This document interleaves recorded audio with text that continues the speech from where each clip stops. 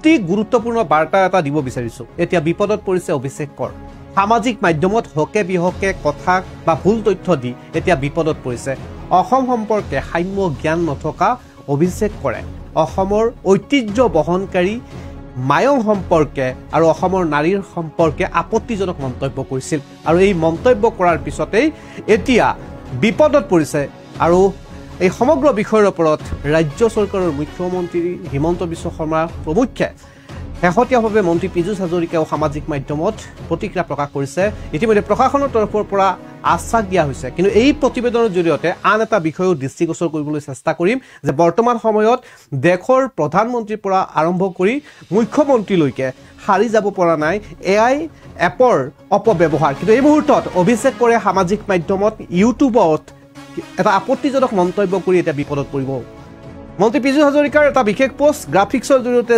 আপোনালোকক জনাম মন্ত্ৰী পীযুষ হাজৰিকাই কেনেধৰণে সৰব হৈ পৰিছে এই বিষয়টোৰ ওপৰত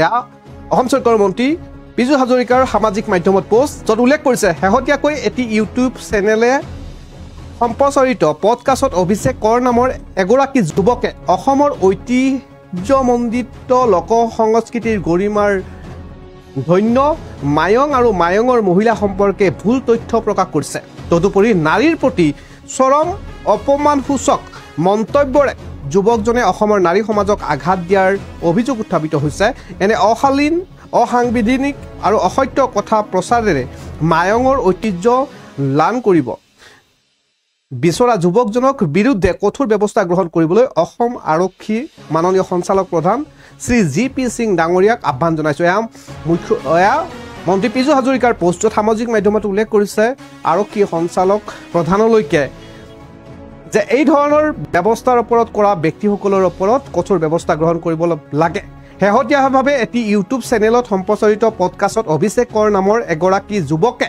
অসমৰ ঐতিহ্যমণ্ডিত লোক সংস্কৃতিৰ গৰিমাৰে ধান্য মায়ং আৰু মায়ঙৰ মহিলা সম্পৰ্কে ভুল তথ্য প্ৰকাশ কৰিছে তদুপৰি নাৰীৰ প্ৰতি চৰম অপমানসূচক মন্তব্যৰে যুৱকজনে অসমৰ নাৰী সমাজক আঘাত দিয়াৰ অভিযোগ উত্থাপিত হৈছে এনে অশালীন অসাংবিধানিক আৰু অসত্য কথাৰ প্ৰচাৰেৰে মায়ঙৰ ঐতিহ্য লান কৰিব বিচৰা যুৱকজনৰ বিৰুদ্ধে কঠোৰ ব্যৱস্থা গ্ৰহণ কৰিবলৈ অসম আৰক্ষী মাননীয় সঞ্চালক প্ৰধান শ্ৰী জি.পি. সিং ডাঙৰীয়াক আহ্বান জনালোঁ এনেধৰণে মন্ত্ৰী পীযুষ হাজৰিকাই সামাজিক মাধ্যমত পোষ্ট কৰিছে অভিষেক কৰ নামৰ এজন ইনফ্লুৱেঞ্চাৰে উল্লেখ কৰিছিল যে অসমৰ এনেকুৱা এখন ঠাই আছে য'ত মায়ঙৰ কথা উল্লেখ কৰিছিল আৰু মায়ঙৰ নাৰীসকলক লৈ আপত্তিজনক মন্তব্য কৰিছিল আৰু মায়ং সম্পৰ্কে সাম্য জ্ঞান নথকা অভিষেক কৰে উল্লেখ কৰিছিল উক্ত পডকাষ্টত অসমৰ এখন গাঁও আছে য'ত প্ৰধান তান্ত্ৰিক প্ৰথা আছে য'ত নাৰী ইমানেই শক্তি যে তেওঁলোকে এজন ব্যক্তিক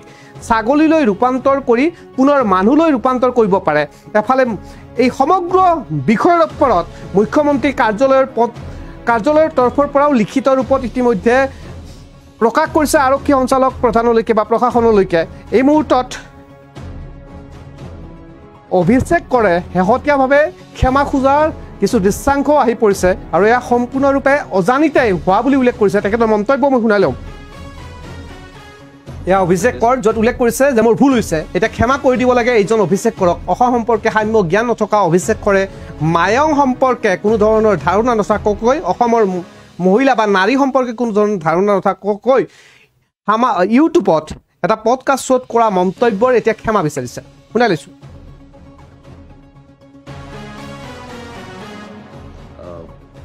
I wasn't doing it intentionally. With this video, I owe an apology to all the people whom I have unintentionally hurt with the recent podcast clip which is going viral over the internet. I got to know about the same, that it has hurt the sentiments of the people, and I felt that I should be actually owing an apology to all the people and the concerned parties over there. I wasn't doing it intentionally, neither wanted to create a chaos because of this, but that is exactly how it panned out, and that's why I'm so sorry for anybody who got hurt because of that particular video.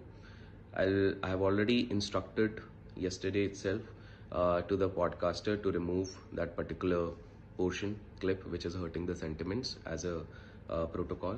Also, I'm going to be more vigilant before depending on any sort of secondary source of data or while talking to anybody before I speak anything on the public platform. So please accept my apologies. So sorry. With this video, I owe an apology to all the people whom I have unintentionally hurt with the recent podcast clip which is going viral over the internet. I got to know about the same, that it has hurt the sentiments of the people, and I felt that I should be actually owing an apology to all the people and the concerned parties over there. I wasn't doing it intentionally, neither wanted to create a chaos because of this, but that is exactly how it panned out, and that's why I'm so sorry for anybody who got hurt because of that particular video. I have already instructed yesterday itself to the podcaster to remove that particular portion clip which is hurting the sentiments as a protocol. Also, I'm going to be more vigilant before depending on any sort of secondary source of data or while talking to anybody before I speak anything on the public. এইজন অভিষেক কর এতিয়া ক্ষমা খুজিছে, যত উল্লেখ কৰিছে যে অসমৰ ইতিহাস আৰু পৰম্পৰাক লৈ এটা আপত্তিজনক মন্তব্য কৰা অভিষেকে ক্ষমা খুজি সামাজিক মাধ্যমত প্ৰকাশ কৰিছে বাৰ্তা, যত উল্লেখ কৰিছে অসমৰ জনসাধাৰণ, মুখ্যমন্ত্ৰী, অসম আৰক্ষী আৰু প্ৰতিজন সংশ্লিষ্ট কৰ্তৃপক্ষৰ ওচৰত ক্ষমা বিচাৰিছোঁ। কাকো আঘাত দিয়াৰ উদ্দেশ্য নাছিল, আগলৈ এনে ভুল নহয় বুলি উল্লেখ কৰিছে। প্ৰশ্ন উত্থাপন হয়, অভিষেক কৰৰ দৰে এই ধৰণৰ ব্যক্তিসকলে অসম সম্পৰ্কে, মায়ং সম্পৰ্কে, অসমৰ নাৰীৰ সম্পৰ্কে সাম্য জ্ঞান নথকাকৈ কেনেকৈ এটা পডকাষ্টত মন্তব্য দিব পাৰে? আৰু ইয়াৰ বিৰুদ্ধে এতিয়া সৰব হোৱা দেখা পোৱা গৈছে মন্ত্ৰী পীযুষ হাজৰিকা। মুখ্যমন্ত্ৰীৰ কাৰ্যালয়ৰ তৰফৰ পৰা ইতিমধ্যে সক্ৰিয়তাৰ ৰূপত ইয়াৰ ওপৰত প্ৰতিক্ৰিয়া প্ৰকাশ কৰা দেখা পোৱা গৈছে। মুখ্যমন্ত্ৰীৰ কাৰ্যালয়ৰ তৰফৰ পৰা কোৱা হৈছে যে এই ইউটিউব চেনেলৰ ভিডিঅ' য'ত প্ৰকাশ হৈছে তেওঁলোকৰ ভিডিঅ' প্ৰকাশ কৰা এই অভিষেক কৰৰ অসম সম্পৰ্কে ইতিহাস আৰু পৰম্পৰাৰ ওপৰত মানি ল'ব নোৱাৰা মন্তব্য প্ৰকাশ কৰা গৈছে। গতিকে উক্ত ব্যক্তিজনৰ বিৰুদ্ধে ভুল তথ্য বিয়পোৱাৰ বাবে উপযুক্ত ব্যৱস্থা গ্ৰহণ কৰাৰ বাবে ইতিমধ্যে কৰা হ'ব বুলিও মুখ্যমন্ত্ৰী কাৰ্যালয়ৰ তৰফৰ পৰা জনোৱা হৈছে। মুঠৰ ওপৰত বিপদত পৰিছে অভিষেক কৰ। বিপদ পৰাটো স্বাভাৱিক। অসম সম্পৰ্কে বা মায়ং সম্পৰ্কে কোনো ধৰণৰ ধাৰণা নাই, আৰু এই ধাৰণা নথকাকৈ এনেধৰণে মন্তব্য দি এতিয়া বিপদত পৰিছে।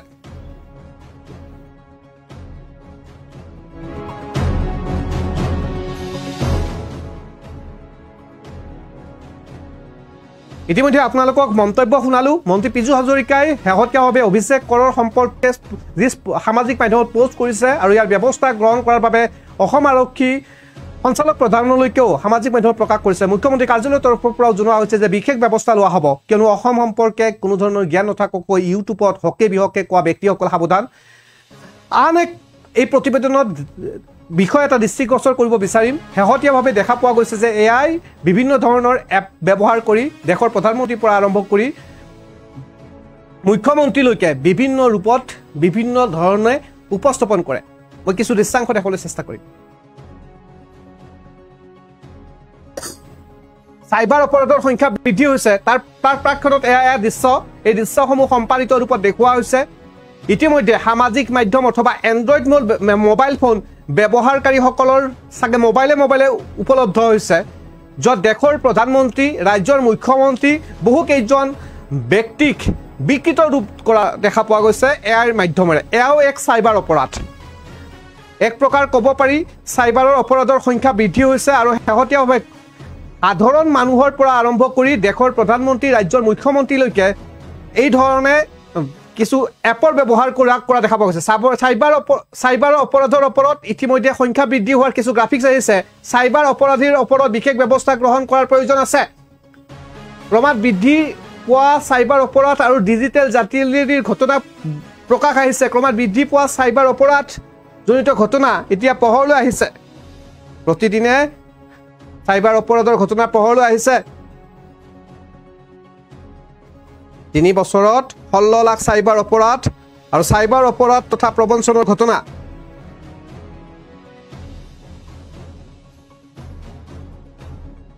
যোৱা 5 বছৰত ৰাজ্যত ৰুজু হোৱা 13,749টা গোচৰৰ বিপৰীতে 12,440 জনক গ্ৰেপ্তাৰ কৰা হৈছে।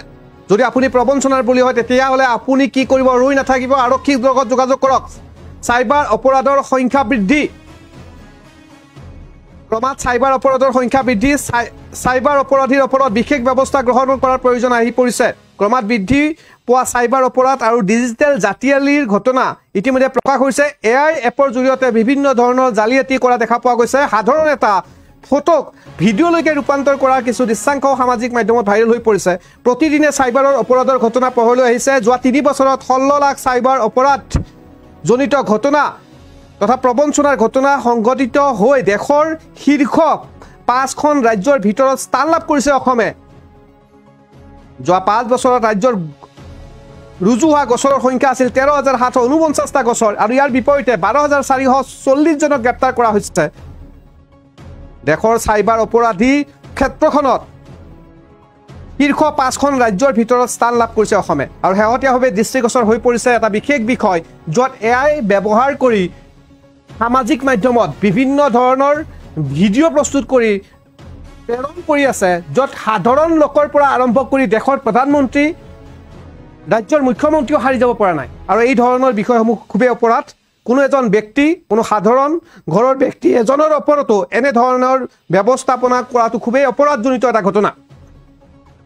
আৰু ইয়াৰ ওপৰত প্ৰশাসনে ব্যৱস্থা কৰাৰ প্ৰয়োজন আছে।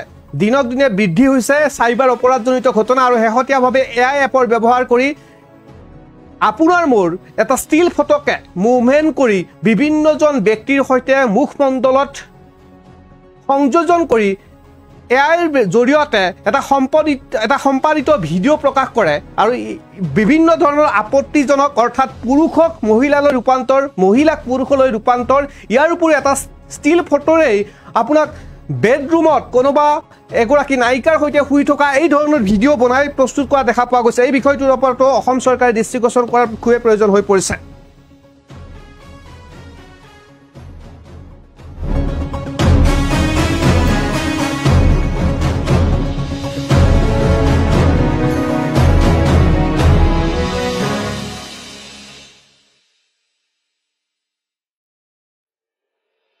শেহতীয়াভাৱে সামাজিক মাধ্যম আৰু ডিজিটেলৰ ওপৰত ৰাজ্য চৰকাৰ আৰু কেন্দ্ৰীয় চৰকাৰেও কেতবোৰ গুৰুত্বপূৰ্ণ নিৰ্দেশনা প্ৰদান কৰিছে। আৰু এতিয়া দেখা পোৱা গৈছে যে সামাজিক মাধ্যম ব্যৱহাৰকাৰীসকল খুবেই সাৱধান হোৱাৰ প্ৰয়োজন। আৰু শেহতীয়াভাৱে AI এপৰ জৰিয়তে যিসকল ব্যক্তিয়ে বিকৃতিকৰণ ৰূপ দিছে, কোনো এজন সাধাৰণ ব্যক্তিকো এনেধৰণৰ কাম কৰিব নালাগে। কিন্তু ব্যৱহাৰকাৰীসকল, ইউজাৰসকলৰ পৰা সাৰি যাব পৰা নাই দেশৰ প্ৰধানমন্ত্ৰীও আৰু মুখ্যমন্ত্ৰীকো বিকৃত ৰূপ দেখা পোৱা গৈছে।